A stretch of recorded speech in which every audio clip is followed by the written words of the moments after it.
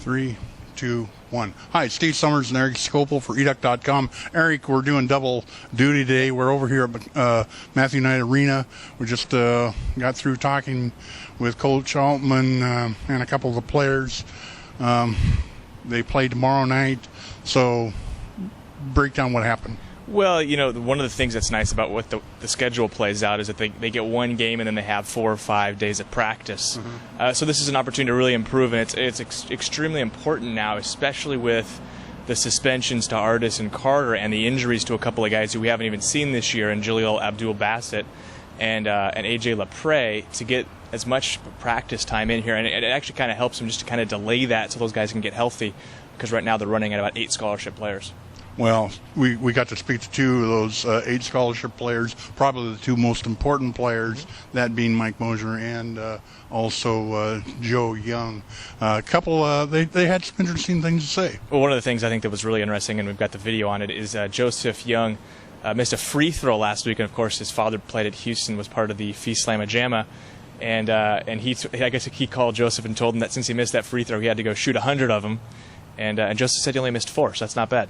No, not bad at all. Then somebody followed up and said, well, how many shots do you take normally? He said, well, just a few during practice. How many outside of practice? About 1,000 shots. He has to make 1,000 shots, and he takes more than that. So, yeah, it's obviously very committed to that part of his game. Well, we have, that has been discussed many times. Mac Mallard, who has discussed this many times on EDUC.com's basketball boards, talks about those players that go out and take 1,000 shots a day, or in this case, Joseph Young, who's making 1,000 shots, but you can see the dedication he has. Yeah, and it shows up on the court, obviously, through 2 games, averaging 30 points per game. Now, the other thing that I asked, which will be in the video, is what was it?